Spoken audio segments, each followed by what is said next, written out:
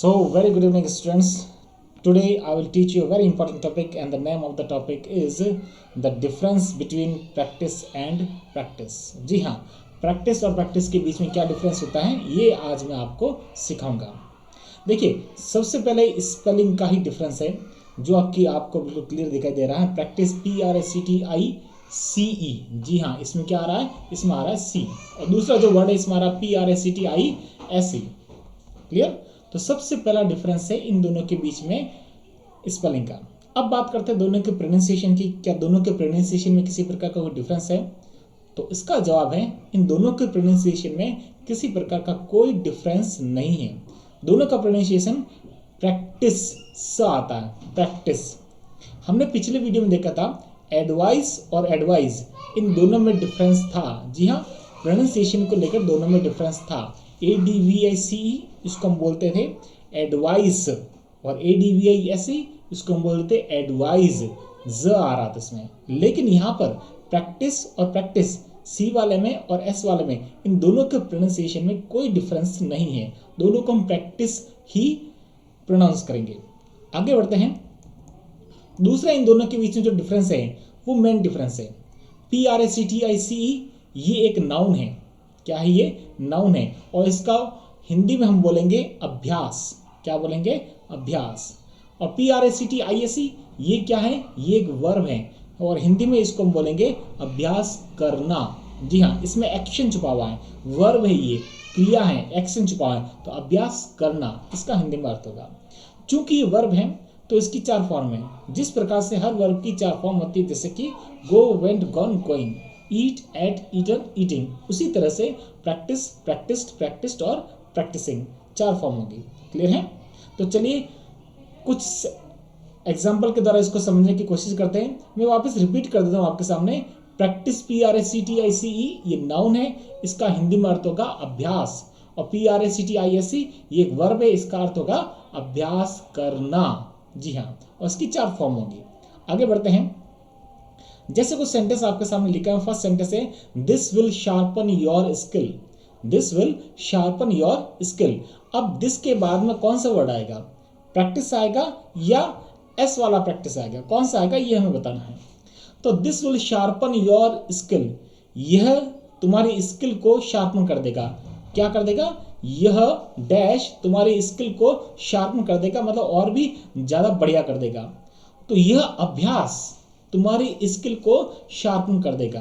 तो यहाँ पर यह अभ्यास, तो यहाँ पर प्रैक्टिस की रिक्वायरमेंट है. सी वाले वर्ड की रिक्वायरमेंट है, नाउन की रिक्वायरमेंट है यहाँ पर. तो यहाँ पर प्रैक्टिस आएगा. ठीक है. दूसरी तरीके से हम इसको ऐसे भी समझ सकते हैं, जैसे कि यहाँ पर विल आया है और विल के साथ में फर्स्ट फॉर्म आई है. शार्पन एक वर्ब है, इसकी सेकेंड फॉर्म होगी शार्पन्ड, ईडी और लगेगा. और थर्ड फॉर्म भी क्या होगी? शार्पन्ड. तो विल के साथ में फर्स्ट फॉर्म आया, तो वर्ब तो यहाँ पर ये है. तो यहाँ पर किसकी रिक्वायरमेंट है? यहाँ पर रिक्वायरमेंट है सब्जेक्ट की. किसकी रिक्वायरमेंट है? सब्जेक्ट की. और सब्जेक्ट क्या होगा यहाँ पर? या तो नाउन होता है या फिर प्रोनाउन होता है. तो यहाँ पर नाउन की रिक्वायरमेंट है, इसलिए क्या आएगा? PRACTICE. क्लियर है? दूसरा सेंटेंस है I want to in this playground. मैं इस प्ले ग्राउंड में क्या चाहता हूं? मैं इस प्ले ग्राउंड में अभ्यास करना चाहता हूं.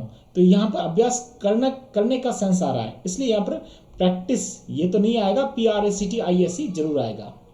इसको इस तरह से भी समझ सकते हैं. आई वॉन्ट टू के बाद में क्या था? टू के बाद में हमेशा मेन वर्ब की फर्स्ट फॉर्म का यूज किया जाता है.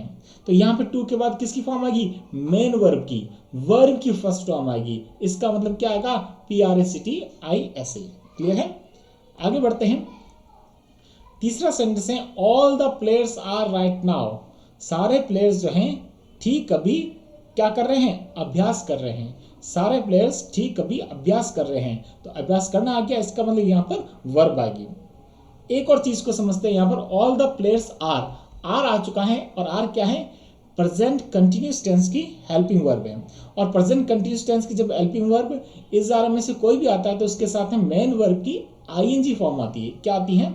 ING form. तो आपका आंसर होगा प्रैक्टिसिंग. क्लियर है?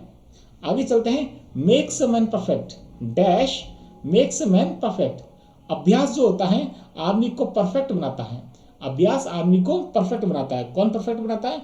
अभ्यास. जी हाँ, तो यहाँ पर क्या आएगा? नाउन की रिक्वायरमेंट है. प्रैक्टिस सी वाले वर्ड की रिक्वायरमेंट है। मैंने ये नहीं बोला कि अभ्यास करना आदमी को परफेक्ट बनाता है। क्या परफेक्ट बनाता है? अभ्यास आदमी को परफेक्ट बनाता है। तो सी वाले वर्ड की यहाँ पर रिक्वायरमेंट है। इसको इस तरह से, इसको ऐसे भी समझ सकते हैं ग्रामेटिकली, जैसे इसको समझने की कोशिश करते हैं। जैसे पी मेक्स आ चुका है तो वर्ब के साथ एस या ईएस लगा है, तो वर्ब के साथ एस या ईएस कब लगता है? प्रेजेंट सिंपल टेंस में। तो ये प्रेजेंट सिंपल टेंस का सेंटेंस है। किसका है? प्रेजेंट सिंपल टेंस का सेंटेंस है। तो वर्ब के साथ एस या ईएस लग गया, तो इससे पहले क्या आएगा? तो यहाँ पर आएगा सब्जेक्ट, मतलब कि नाउन आएगा। तो नाउन क्या है? प्रैक्टिस। क्लियर? आगे चलते हैं। He has not so far, he has not so far, उसने अभी तक अभ्यास नहीं किया है। सेंटेंस का हिंदी में क्या अर्थ होगा? ही हैज नॉट सो फार, उसने अभी तक अभ्यास नहीं किया है। तो यहाँ अभ्यास करना की बात आ रही है, तो अभ्यास करना आ गया तो वर्ब आ गया। इसको ऐसे भी समझते हैं, हैज आ चुका है, और हैज कौन से टेंस की हेल्पिंग वर्ब है? प्रेजेंट परफेक्ट टेंस की।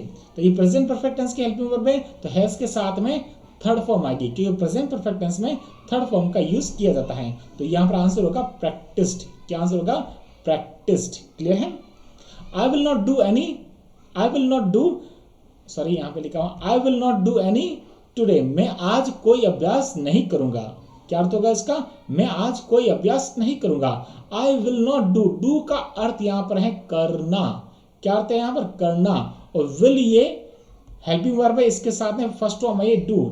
याद रहे, डू हेल्पिंग वर्ब भी है और डू एक मेन वर्ब भी है। हेल्पिंग वर्ब किसकी है? प्रेजेंट सिंपल टेंस की।